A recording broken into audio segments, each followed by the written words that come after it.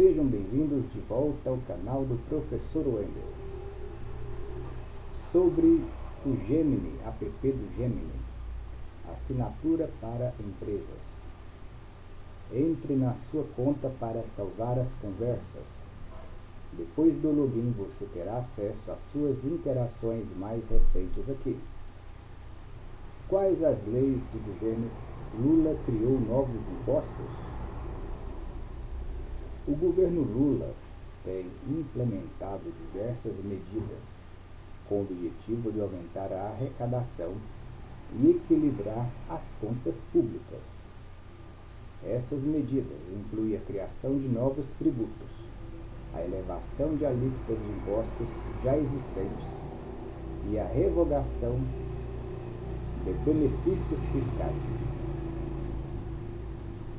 Aqui estão algumas das principais leis e medidas que estabelecem novos impostos ou aumentam a carga tributária, aprovadas ou propostas pelo governo.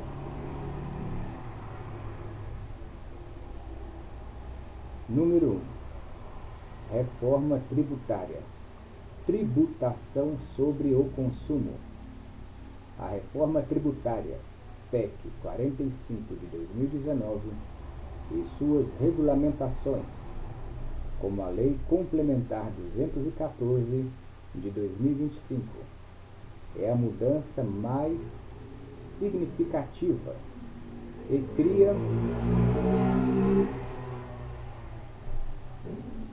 cria novos impostos sobre o consumo que substituirão os atuais IPI, PIS, COFINS, ICMS e ISS.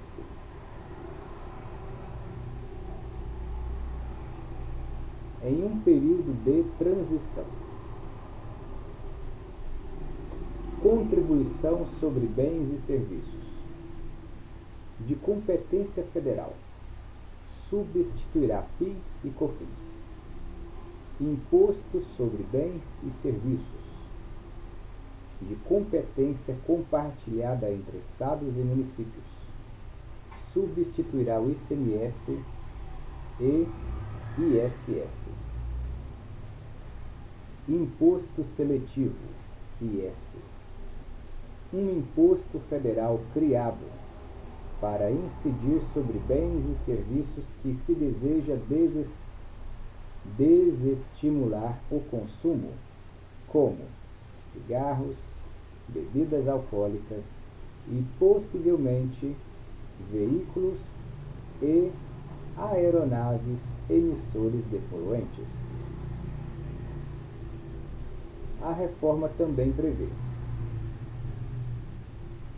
IPVA para jatinhos e iates.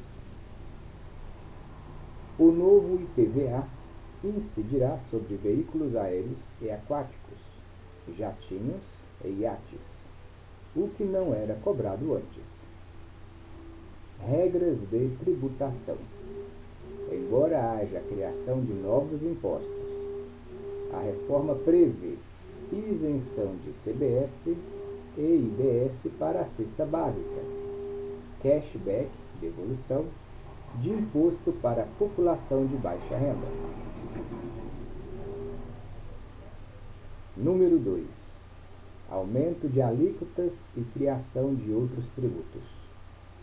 Diversas outras medidas, em sua maioria por meio de medidas provisórias, MPs, ou decretos, foram adotados para elevar a arrecadação.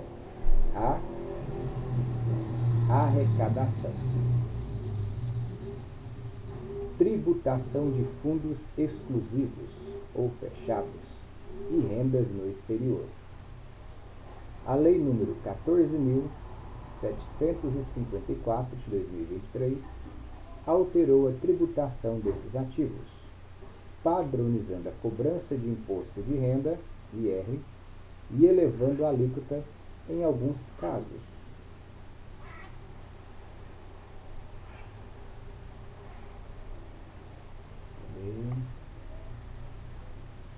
Isso. Taxação de compras internacionais. taxa das blusinhas. A Lei número 14.862 de 2024, conversão da MP 1205 de 2023, que inclui o assunto, instituiu a cobrança de 20% de imposto sobre importação para compras de até $50, além de ICMS de 17%. Retomada de PIS/COFINS sobre combustíveis. Houve a reoneração gradual dos impostos federais.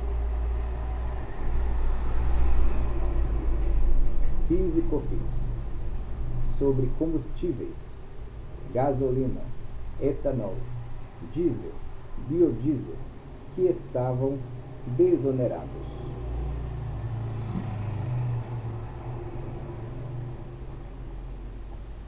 Estavam desonerados, e vocês sabem por quê. Lembre-se desse nome, Paulo Guedes. Tributação sobre exportação de petróleo. O governo estabeleceu temporariamente, março a junho de 2023, um imposto sobre a exportação de óleo cru. Aumento de imposto de importação. Alíquotas de imposto de importação foram elevadas para certos produtos, como painéis solares e carros elétricos e híbridos, com o objetivo de estimular a produção nacional. Imposto sobre munições. Alíquota do IPI, Imposto sobre Produtos Industrializados, sobre munições foi elevada. É importante notar que muitas das ações foram focadas em revogar isenções e benefícios fiscais, o que na prática aumenta a cobrança de impostos para os afetados.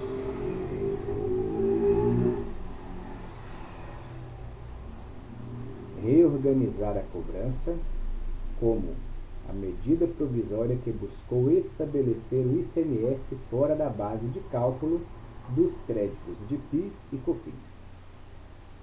Gostaria que eu pesquisasse detalhes sobre alguma dessas medidas em específico, como a reforma tributária ou a taxação de fundos exclusivos?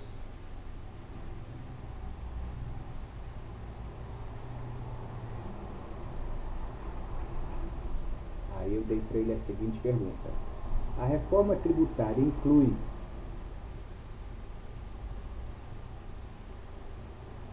IPVA sobre cadeira de rodas e bicicletas? Não. Deixa eu até pôr de amarelo. A reforma tributária, PEC número 45 de 2019, e sua regulamentações não incluem a cobrança de IPVA sobre cadeira de rodas ou bicicletas. Essa informação é falsa, boato ou fake news, e foi oficialmente desmentida pelo governo federal. Pontos-chave sobre IPVA na reforma. Número 1. Cadeira de rodas e bicicletas.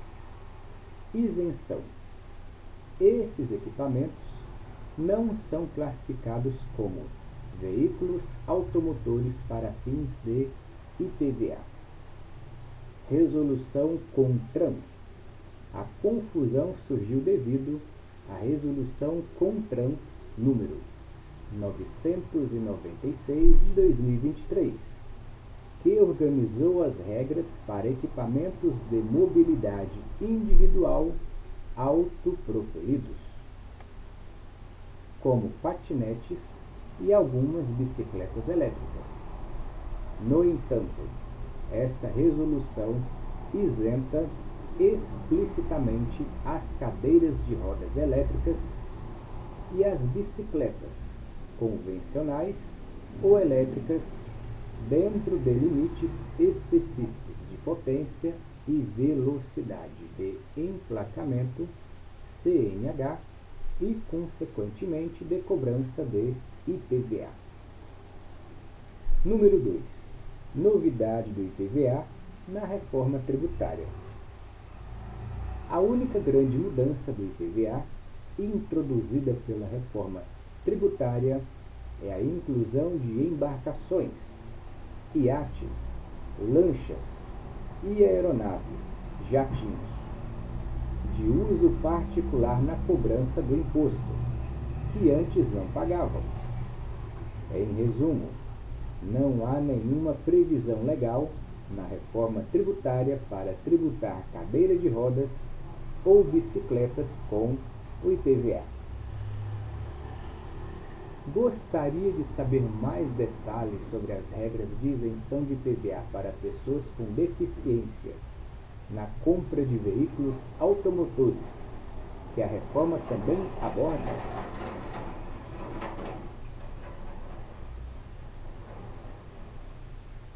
De onde veio a tributação sobre veículos elétricos ou derivados? A tributação sobre veículos elétricos ou híbridos importados no Brasil tem como principal origem uma decisão do governo federal por meio da Câmara de Comércio Exterior, CAMEX-GESEX, que revogou a isenção do imposto de importação 2 para esses veículos. A medida entrou em vigor em janeiro de 2024 e estabeleceu um cronograma de aumento gradual da alíquota até 2026. Número 1. O imposto principal. Imposto de importação. Historicamente, o Brasil isentava ou reduzia significativamente o imposto de importação para veículos elétricos e híbridos importados. A mudança implementada pelo governo Lula restabeleceu a cobrança, seguindo um plano gradual. Decisão política.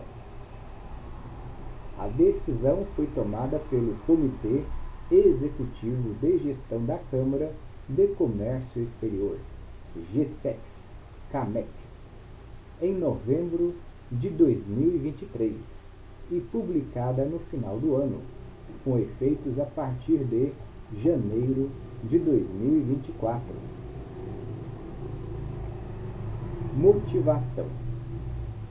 O principal objetivo declarado pelo governo é incentivar a produção nacional de veículos eletrificados. Com a isenção, a maioria dos carros era importada, o que inibia o investimento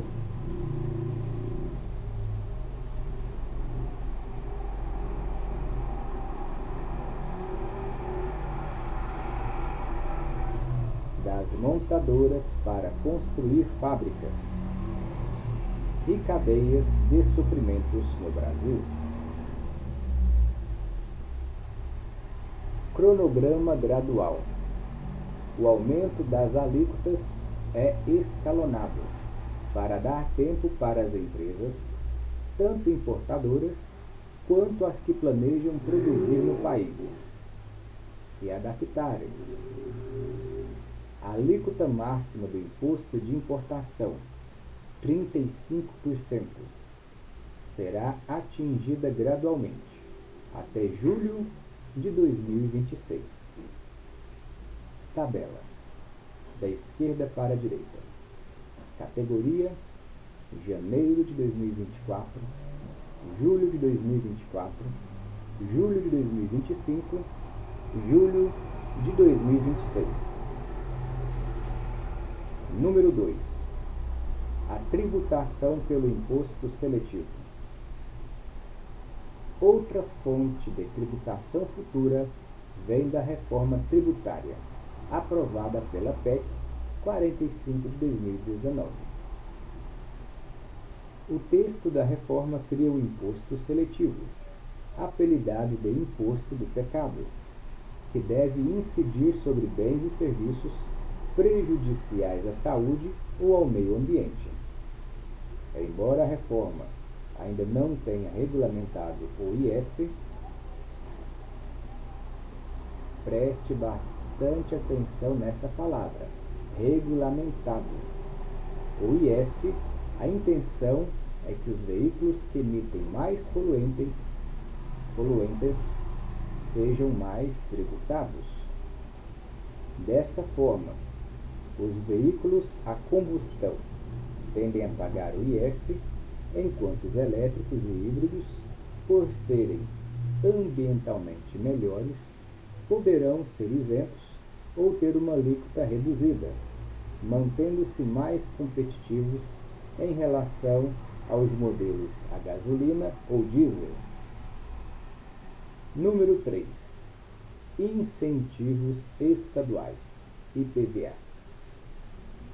É importante notar que, embora o imposto de importação federal tenha aumentado, muitos estados brasileiros têm adotado políticas de isenção ou redução de IPVA para veículos elétricos e híbridos, para incentivar a eletrificação. O IPVA é um imposto estadual e sua alíquota varia muito de um estado para outro. Você gostaria de saber como o aumento do imposto de importação impactou os preços de veículos elétricos e híbridos no Brasil? Aí eu perguntei. Comparando com o Paraguai ao Brasil, o que muda? Essa é uma comparação muito comum, especialmente devido à proximidade geográfica e às políticas econômicas distintas. As mudanças entre o Paraguai e o Brasil são sentidas principalmente em 3 áreas: carga tributária, custo de vida, cultura e idioma. Número 1. A carga tributária e o ambiente de negócios. A principal diferença entre os dois países está na política fiscal e na atratividade para investimentos e consumo. Tabela, da esquerda para a direita. Coluna, aspecto, coluna, Paraguai, coluna, Brasil. Carga tributária do Paraguai, baixa, conhecido por ter uma das menores da América do Sul. Carga tributária do Brasil, alta, uma das maiores cargas tributárias do mundo, especialmente sobre o consumo. Imposto de renda, pessoa física ou jurídica, geralmente é de 10%, com regimes especiais que podem ser de 1%. No Brasil, a alíquota nominal é de 15% a 25%, mais a CSLL, contribuição social sobre o lucro líquido. Vamos descer essa tabela aqui, né? Imposto sobre valor agregado, IVA. A outra linha, incentivo à produção, maquila.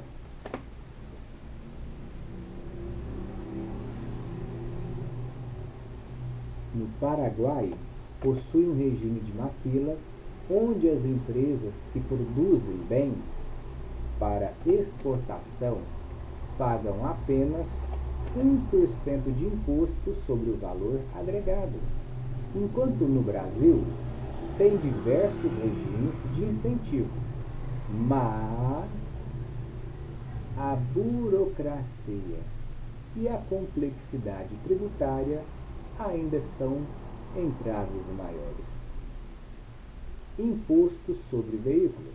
No Paraguai, impostos sobre, como IPVA, impostos sobre veículos, são muito mais baixos, resultando em um custo de propriedade muito menor. No Brasil, IPVA elevado e altas taxas de licenciamento. Quem está dizendo isso é o chat do Gemini da Google. Conclusão final. O Paraguai atrai empresas e indústrias que buscam um ambiente de custos fixos e impostos sobre produção muito menores. Então eu vou colocar isso aqui na cor azul. Número 2. Custo de vida e preços ao consumidor. Em geral, o custo de vida é significativamente menor no Paraguai para vários itens, principalmente devido à menor carga tributária. Coluna da esquerda, categoria. Coluna do meio, Paraguai, em média mais baixo.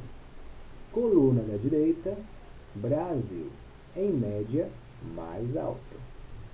Próxima linha, aluguel e moradia. Outra linha, contas básicas, energia e água. Outra linha, produtos importados. Vamos destacar aqui os produtos importados. Vou colocar até de azul.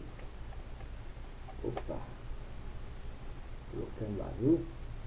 Muito mais baratos. Eletrônicos, perfumes, pneus, devido aos baixos impostos de importação. E aqui eu vou colocar de vermelho, vermelho do PT. Muito mais caro devido ao imposto de importação e demais tributos federais, IPI, PIS, COFINS. Educação. Cursos universitários, incluindo medicina, têm mensalidades significativamente mais baixas. Então, observação, né? Para compras no Paraguai e retorno ao Brasil, existe uma cota de isenção de impostos. Atualmente, $500 para a via terrestre e fluvial. O valor que exceder essa cota está sujeito à tributação de 50% sobre o excedente. Número 3.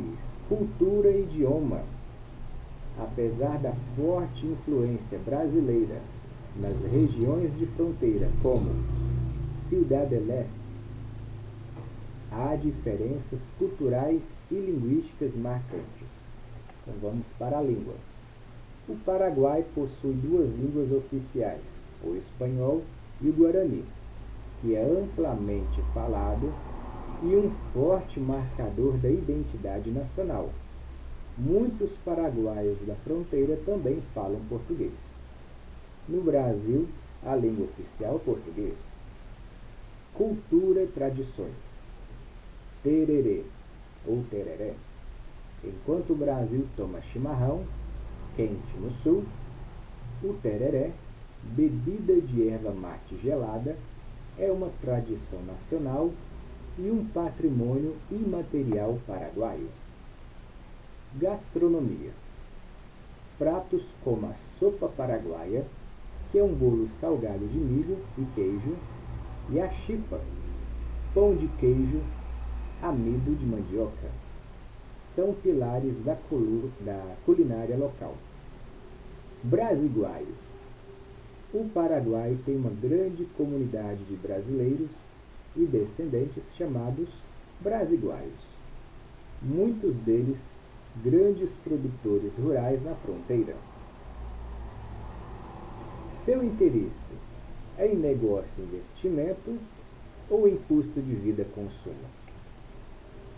Para detalhar mais sobre um desses tópicos, o que eu perguntei para o Gemini? Vamos por aqui de amarelo.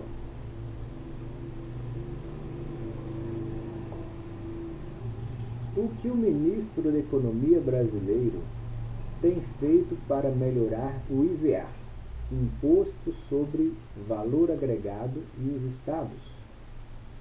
O principal foco do ministro da Fazenda, Fernando Haddad, e de sua equipe, em especial o secretário extraordinário da Reforma Tributária, Bernard App, para melhorar o Imposto sobre o Valor Agregado, IVA, em relação com os estados e a implementação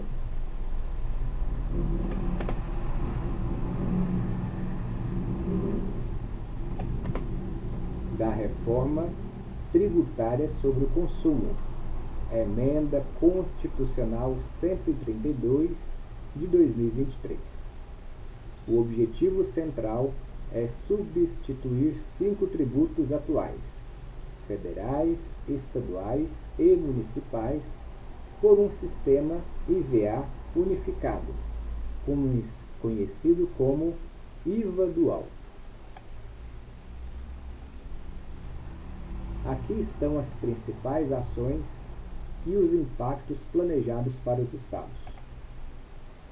Número 1. Implementação do IVA dual e simplificação. A principal medida é a criação do IVA dual, que substituirá a complexidade atual pela simplicidade. Substituição de tributos. Serão extintos IPI, PIS, COFINS, ICMS estadual e ISS municipal. Criação do IVA dual. Contribuição sobre bens e serviços, CBS, de competência federal. Imposto sobre bens e serviços, IBS, de competência compartilhada entre estados e municípios. Fim da guerra fiscal. A adoção do IVA dual, que tributa no destino, onde o bem ou serviço é consumido, e não na origem, onde é produzido, acaba com a guerra fiscal entre os estados, que concediam benefícios fiscais para atrair empresas. Objetivo: o ministro Haddad e sua equipe têm repetido que a reforma é essencial para tirar o Brasil de um caos tributário e aumentar a transparência, a eficiência e o crescimento do produto interno bruto. Número 2. Garantia da arrecadação para os estados. Federalismo. Um dos maiores desafios da reforma é garantir que os estados e municípios, que hoje arrecadam muito ICMS, o imposto de origem, não sejam prejudicados com a mudança para o imposto de destino. Para isso, foram criados mecanismos de compensação e transição.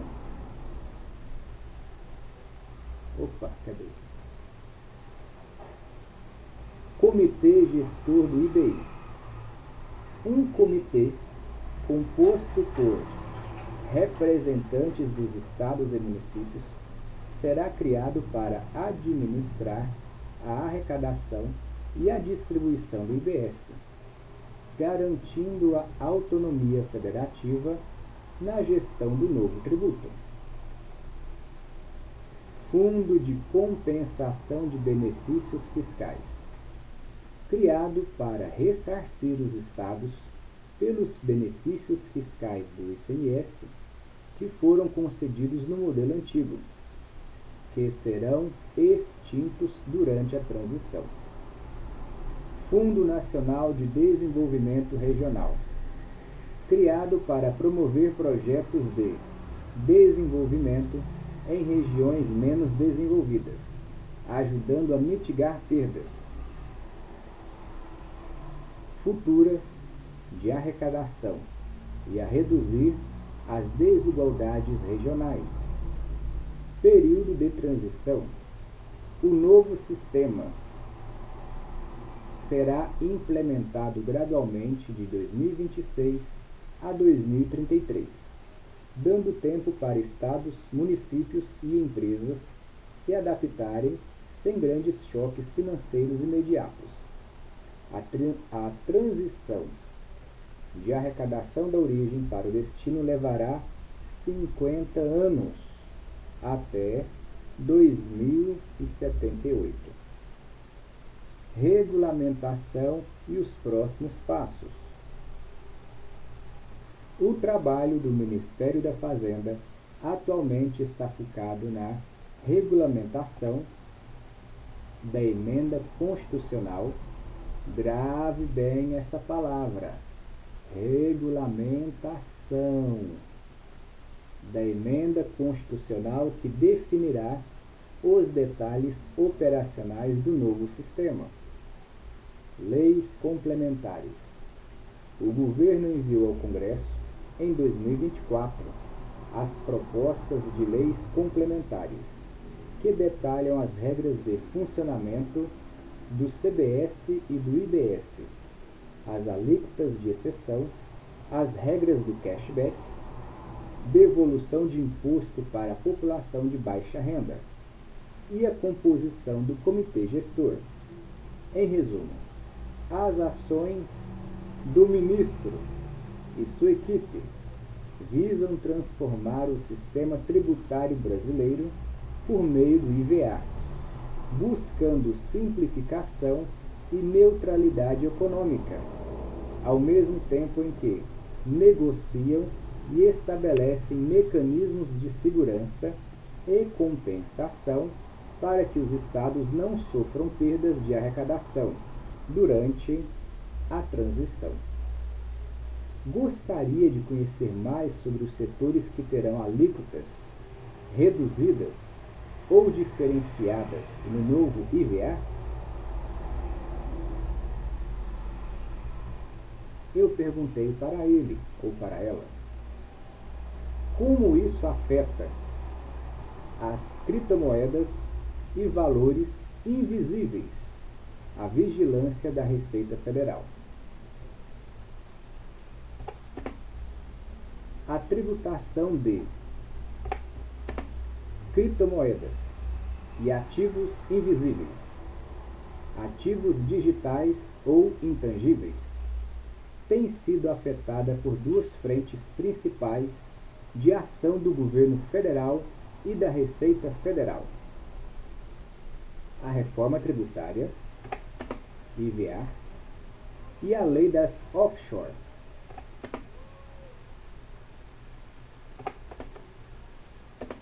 Que trata da tributação de rendimentos no exterior, além de instruções normativas específicas da Receita Federal. Vou pôr de rosa. Cadê? Magenta. Magenta. Instruções normativas específicas da Receita Federal do Brasil, ou RFB. A principal meta é aumentar a vigilância e a arrecadação sobre esses ativos, que por sua natureza descentralizada e global, muitas vezes escapam ao controle fiscal tradicional. Então vou colocar de verde. Olha que lindo! Natureza descentralizada e global, muitas vezes escapam ao controle fiscal tradicional. Número 1. Impacto da reforma tributária IVA no consumo. A reforma tributária, PEC número 45 de 2019, que cria o IVA dual, CBS e IBS, foca na tributação sobre o consumo de bens e serviços. Aumento da carga tributária indireta. Muitos especialistas alertam que a criação do IVA pode aumentar a carga tributária sobre operações com criptoativos no Brasil. Vamos colocar de amarelo. Amarelo. Aumentar a carga tributária sobre operações com criptoativos no Brasil. Atualmente, a maioria das operações com criptoativos é tributada como serviços ou ativos intangíveis, com incidência de ISS, PIS e COFINS, que possuem alíquotas menores. Alíquota única elevada. Com a unificação desses tributos em um IVA, CBS mais IBS.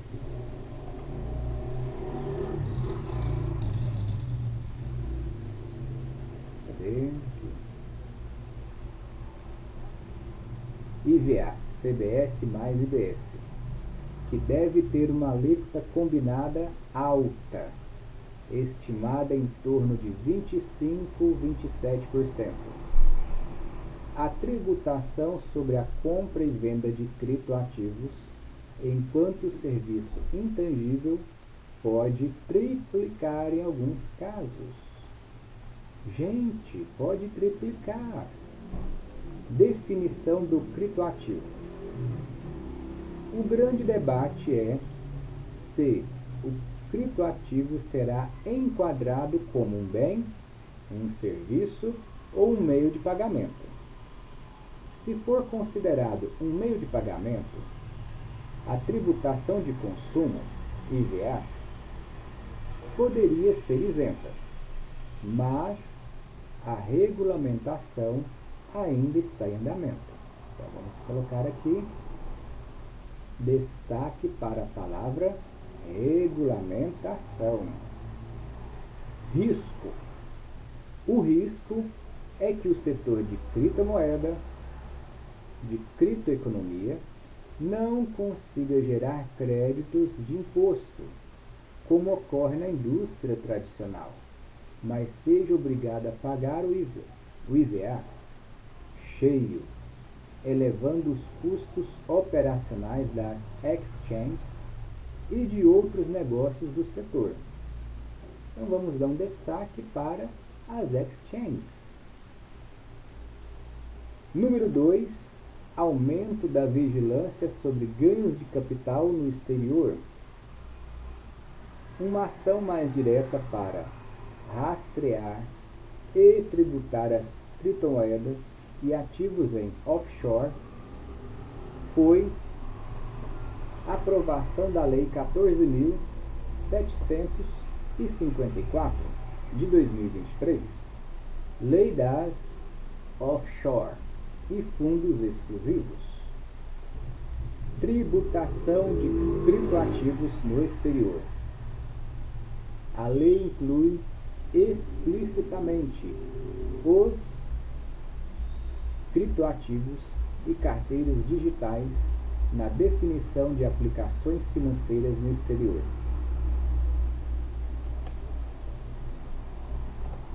Alíquota fixa de 15%.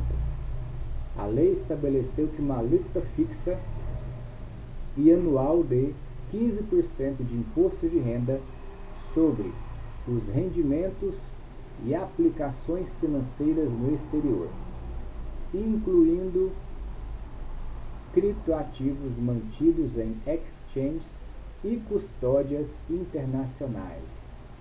Destaque: alíquota fixa de 15%, exchanges ou custódias internacionais. Compensação de perdas. Uma vantagem trazida por essa lei é a possibilidade de compensar perdas em operações de criptoativos no exterior, diminuindo o valor efetivamente tributado. Número 3. Ações diretas da Receita Federal, RFB, para a invisibilidade. A Receita Federal tem intensificado o cerco à invisibilidade dos ativos digitais, principalmente através das instruções normativas INS, obrigatoriedade de declaração mensal, Instrução Normativa Receita Federal do Brasil, número 1.888, 2019 e sucessoras. Exchanges brasileiras. Corretoras domiciliadas no Brasil são obrigadas a reportar mensalmente à Receita todas as operações de seus clientes, identificação, criptoativo, quantidade, valor em reais, de forma detalhada, independentemente do valor. Investidores diretos, peer-to-peer ou exchanges internacionais. Vamos dar um destaque.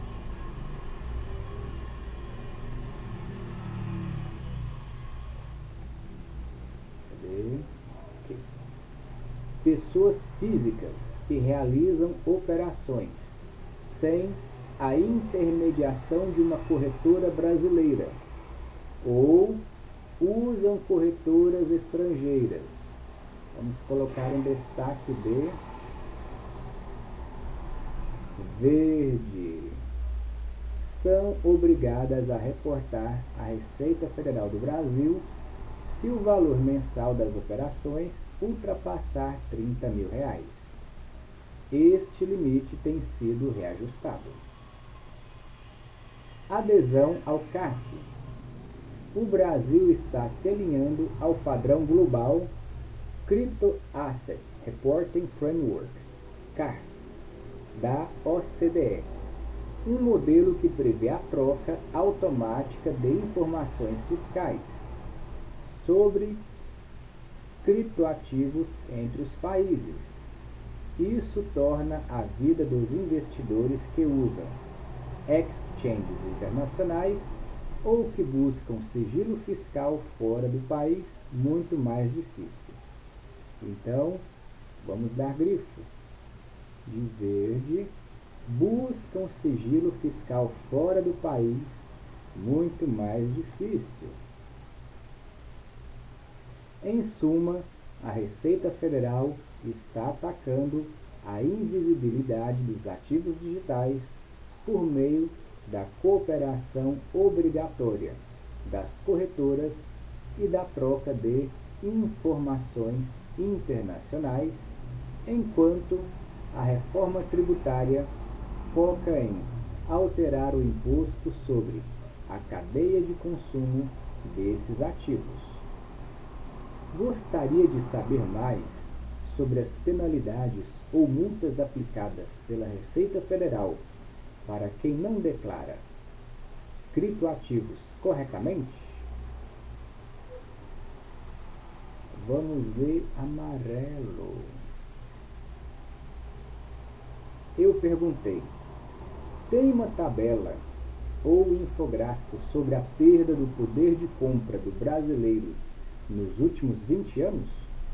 Sim, é possível resumir a perda do poder de compra do brasileiro nos últimos 20 anos, aproximadamente de 2005 a 2025, usando a métrica da inflação acumulada e a evolução do salário mínimo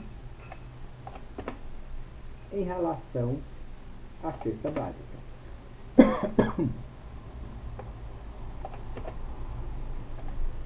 Embora o salário mínimo tenha tido ganhos reais em grande parte do período, a inflação elevada em itens essenciais como alimentos e combustíveis corroeu fortemente o poder de compra da maioria da população. Perda do poder de compra de 2005 a 2025. Coluna da esquerda, métrica. Coluna do meio, período de 2005 a 2025. Coluna da direita, impacto no poder de compra. Próxima tabela. Tabela comparativa, salário mínimo e a cesta básica. Exemplo de evolução. Para entender a variação real do poder de compra, é útil comparar o salário mínimo e a quantidade de cestas básicas que ele podia comprar em diferentes momentos. Vamos dar um grifo aqui de verde. Verde, cadê o verde? Isso. A tabela abaixo usa dados reais do salário mínimo e o custo médio da cesta básica, DIEESE, nos respectivos anos, valores arredondados para fins de ilustração. Coluna da esquerda, ano de referência. Próxima coluna, salário mínimo. Próxima coluna, cesta básica média.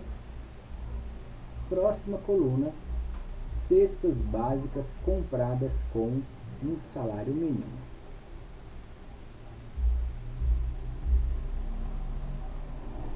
Conclusão do gráfico da tabela. Ficou de verde. Ganho real. O poder de compra do salário mínimo, medido pela cesta básica, teve um aumento significativo no período de 2005 a 2010. Estagnação. O poder de compra estagnou e passou a sofrer grandes oscilações a partir de 2015 e 2016, com picos de inflação nos alimentos e combustíveis. Vamos colocar um destaque aqui, então. Picos de inflação nos alimentos e combustíveis. Vai ficar vermelho. Carne, gás, gasolina, que corroeram o ganho real do salário mínimo.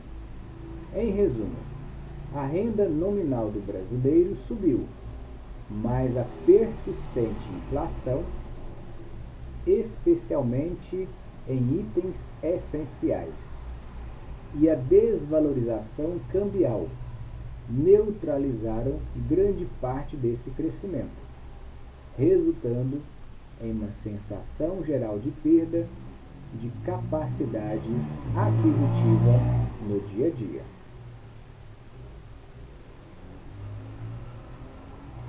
Gostaria que eu detalhasse a regra de reajuste do salário mínimo que o governo Lula tem usado para tentar garantir o ganho real?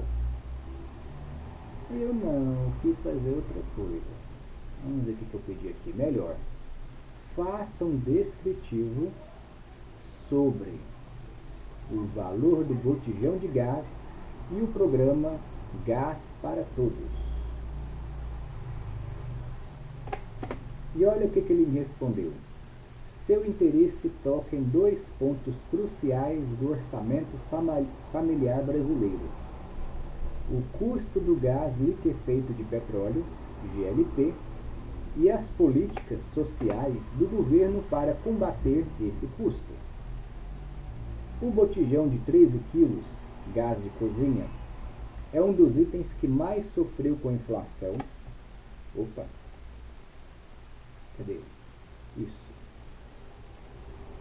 O botijão de 13 quilos, gás de cozinha, é um dos itens que mais sofreu com a inflação e as políticas de preço atreladas ao mercado internacional, tornando-se um peso significativo para famílias de baixa renda.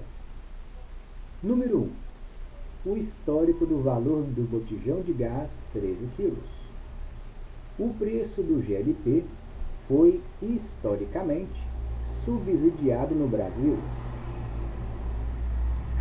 mas a política de paridade de preços de importação, PPI, adotada nos últimos anos, atrelou o valor das refinarias da Petrobras ao preço internacional do petróleo e à taxa de câmbio. Então vamos colocar de verde. Deu verde. Isso.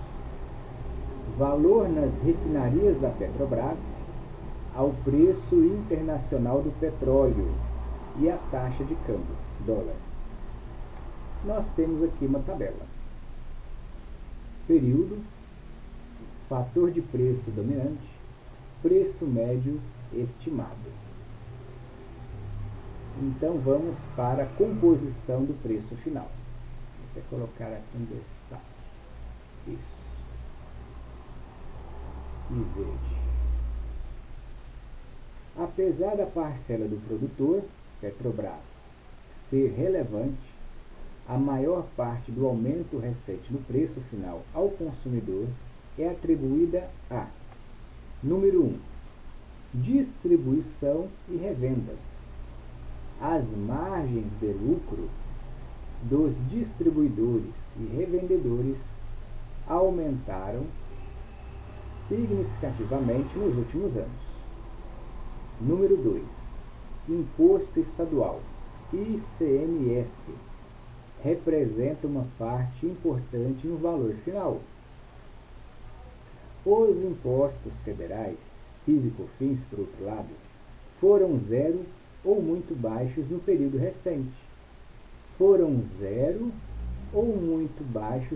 recente. Que período foi esse?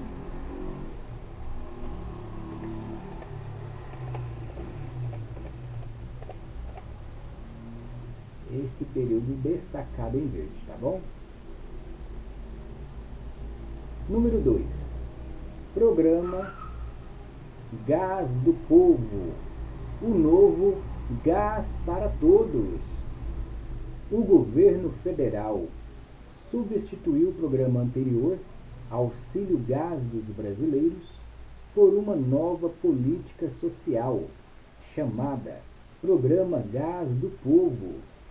O objetivo é garantir que o benefício seja usado integralmente na compra do GLP e aumentar o número de botijões fornecidos anualmente. Como funcionava o auxílio gás modelo antigo? No modelo anterior, o benefício era pago em dinheiro, depositado na conta, no valor equivalente a 100% da média do preço do botijão e pago a cada 2 meses. Como funciona o Gás do Povo, modelo novo?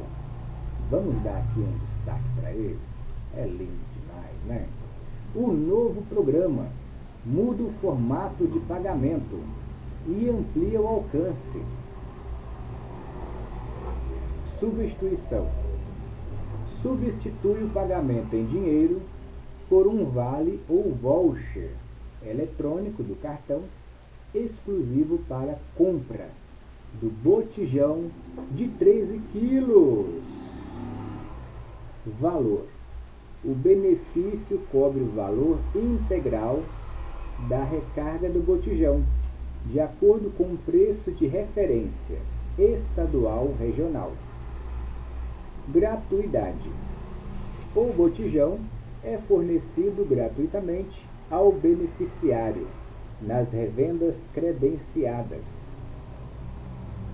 O beneficiário só arca com o frete, se houver. Vamos subindo. Aqui. Proporcionalidade. A quantidade de botijões anuais varia de acordo com o tamanho da família, garantindo mais equidade. Famílias com 2 ou 3 integrantes recebem até 4 botijões por ano. Famílias com 4 ou mais integrantes recebem até 6 botijões por ano. Meta. O programa tem como meta atender cerca de 15 milhões de famílias de baixa renda. Não, tem que colocar de verde isso aqui, gente. Olha, 15 milhões de famílias de baixa renda. Quem tem direito? Os critérios de elegibilidade para o Gás do Povo são: número 1, estar inscrito no Cadastro Único, CAD Único. Número 2, possuir renda familiar per capita mensal igual ou inferior a meio salário mínimo, cerca de R$ 759 atualmente. Número 3, prioridade para quem recebe o Bolsa Família. O programa busca garantir que um item essencial não comprometa o orçamento das famílias mais vulneráveis, retirando o botijão de gás da lista de preocupações de compra mensal. Gostaria de saber como a nova política de preços da Petrobras, que substitui a PPI, funciona para o GLP? Aí eu perguntei para ele o seguinte: vamos pôr de amarelo? Amarelo, né? Amarelo é bom. O social tem sido foco dos governos latino-americanos. Quais programas têm sido aplicados no Brasil que também são aplicados na América Latina? Deixa eu quebrar essa página aqui. Beleza. Sim, o Brasil aplica programas sociais que possuem contrapartidas ou conceitos muito semelhantes aos implementados em outros países da América Latina, sendo o principal deles a transferência condicional de renda, TCR. O Brasil e o México são considerados pioneiros na região, com programas que se tornaram modelos globais. Número 1. Programas de transferência condicional de renda, TCR. O foco principal dos governos latino-americanos no combate à pobreza e na queda do ciclo intergeracional de pobreza é o TCR. Vamos pôr aqui, combate à pobreza. Vou de verde isso aqui. Isso.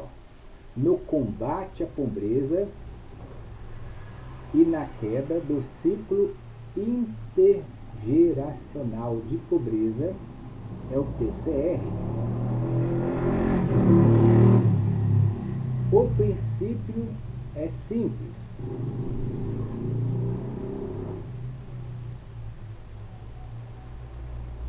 Transferir dinheiro diretamente às famílias pobres, desde que elas cumpram condicionalidades relacionadas à saúde e à educação. O programa brasileiro é o maior e mais conhecido, servindo de inspiração para muitos outros. Vamos colocar saúde e educação de amarelo? Obrigado. Brasil, Programa Brasileiro Bolsa Família.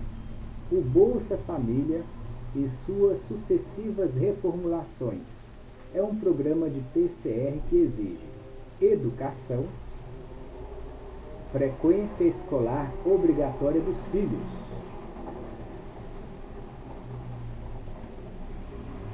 saúde, acompanhamento,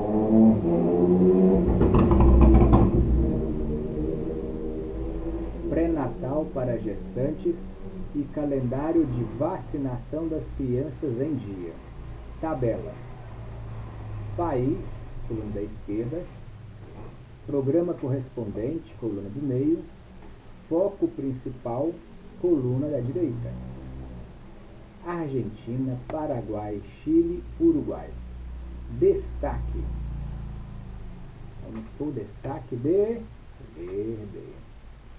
O Brasil também foi pioneiro na criação do Cadastro Único, CAD Único, uma ferramenta de identificação da população pobre que se tornou uma referência para a gestão de políticas sociais em outros países da região. Número 2. Programas de moradia e habitação.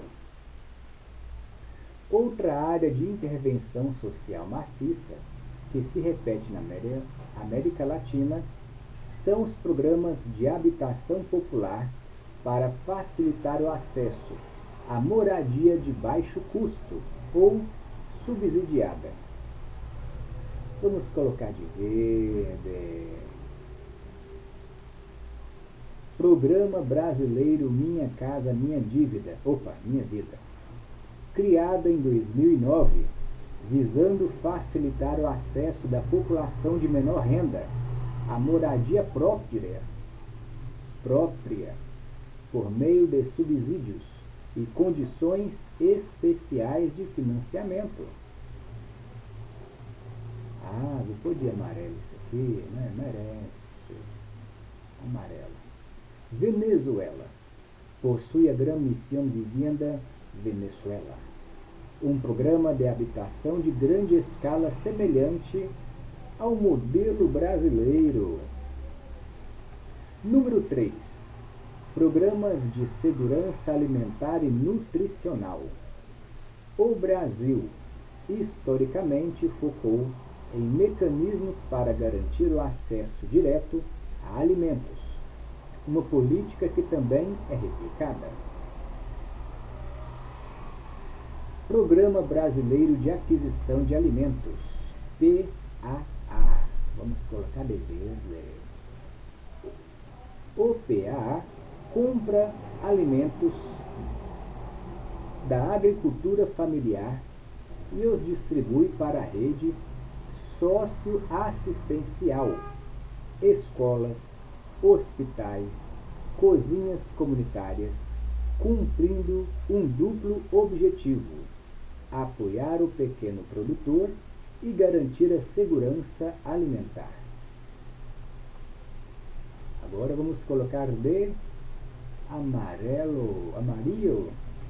Outras nações como Bolívia, com seu programa Desnutrición Cero, focam na erradicação da desnutrição infantil, utilizando abordagens multissetoriais, saúde e acesso a alimentos.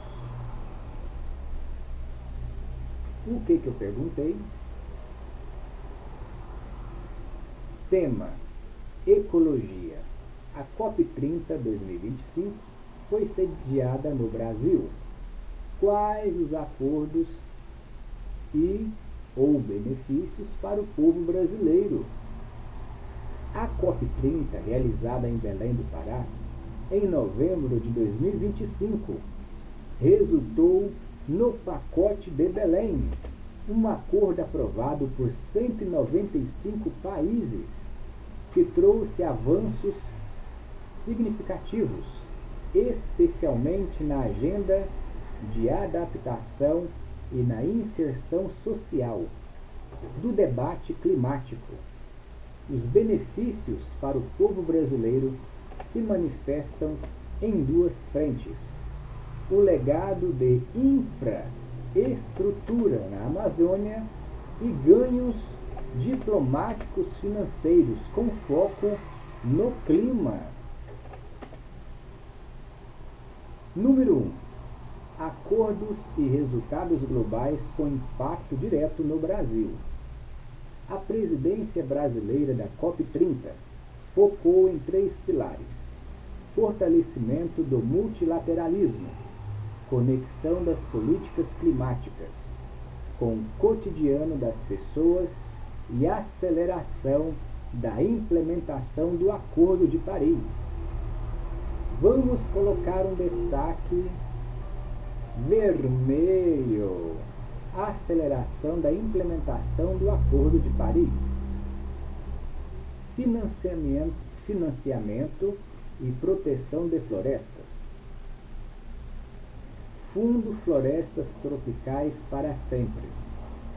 Lançamento oficial do mecanismo idealizado pelo Brasil para remunerar países que protegem suas florestas. Embora não tenha sido formalmente incluído no pacote de Belém, o fundo recebeu aportes iniciais de países desenvolvidos e do próprio Brasil, sinalizando uma nova fonte de recursos para conservação. Incentiva global para a proteção de terras. Compromisso reforçado para o financiamento de proteção de terras e posse de terra, com renovação de antecipação de recursos internacionais, beneficiando diretamente os esforços brasileiros de combate ao desmatamento. Vamos colocar de verde? Esforços brasileiros de combate ao desmatamento. Esse aqui vai de amarelo, gente, vai de amarelo. Reconhecimento de terras indígenas. O Brasil avançou no reconhecimento formal de novas terras indígenas durante a conferência, o que fortalece a proteção da Amazônia e os direitos dos povos tradicionais, cruciais para a manutenção da floresta. Povos tradicionais. Vamos colocar um sublinhado. Avanços na adaptação e transição justa. Indicadores de adaptação de Belém. Aprovação de um conjunto de 59 indicadores globais para medir o progresso de resiliência climática em áreas como água, saúde, segurança alimentar e infraestrutura. Isso ajudará o Brasil a monitorar suas vulnerabilidades e atrair financiamento direcionado. Mecanismo de transição justa. O acordo reforça a necessidade de garantir que a transição energética e a transcarbonização sejam equitativas e inclusivas, com assistência técnica e capacitação. Para o Brasil, com forte dependência de commodities, isso significa que os esforços de descarbonização deverão incluir o apoio aos trabalhadores afetados. Saúde e gênero. O Plano de Ação de Saúde de Belém e o avanço no Plano de Ação de Gênero resultam em financiamento e foco em sistema de saúde mais resilientes ao clima e na promoção de liderança da liderança de mulheres, incluindo indígenas e afrodescendentes na ação climática. Número 2. Benefícios de legado para o povo brasileiro. Os benefícios mais imediatos e concretos foram sentidos na cidade-sede e na região amazônica, devido aos grandes investimentos públicos e privados para sediar o evento. Investimentos em infraestrutura e saneamento. Recursos injetados. Foram investidos mais de 4 bilhões de reais em obras públicas e financiamentos do Orçamento Geral da União e do BNDES, principalmente em Belém do Pará. Vamos pôr de amarelo que merece. Obras de legado. Esses recursos foram destinados a 22 obras essenciais que visam melhorar a infraestrutura, mobilidade, saneamento básico e turismo. Não, gente, tem que destacar isso aqui. É muito lindo. Vamos pôr de amarelo. Infraestrutura, mobilidade, saneamento básico e turismo na capital paraense, beneficiando milhares de moradores locais, muito além do período da conferência. Turismo e serviços. O evento estimulou o setor de turismo, hotelaria e serviços, com a necessidade de modernização e ampliação da capacidade de hospedagem, gerando empregos temporários e permanentes na região. Protagonismo político e social. Voz da Amazônia. Não, isso vai de vermelho, gente. É vermelho. É vermelho. É isso. A COP30 colocou a Amazônia no centro da agenda climática global, dando voz inédita a povos indígenas, afrodescendentes e comunidades tradicionais nas negociações formais. Diplomacia. O Brasil consolidou seu protagonismo diplomático na agenda climática, liderando debates cruciais sobre o futuro dos combustíveis fósseis e o combate ao desmatamento. Vamos colocar isso aqui de amarelo? Isso. O legado para o povo brasileiro é, portanto, uma combinação de investimento tangível em infraestrutura na Amazônia e a abertura de novas fontes de financiamento internacional para conservação e adaptação climática. Eu coloquei esse destaque de amarelo porque o presidente dos Estados Unidos, Donald Trump, fez um comentário sobre esse desmatamento. Eu não tenho aqui agora, mas vocês podem procurar aí na internet. Para encerrar o vídeo, vou deixar para vocês aqui o link da pesquisa que eu fiz isso. Muito obrigado a todos vocês e até o próximo vídeo.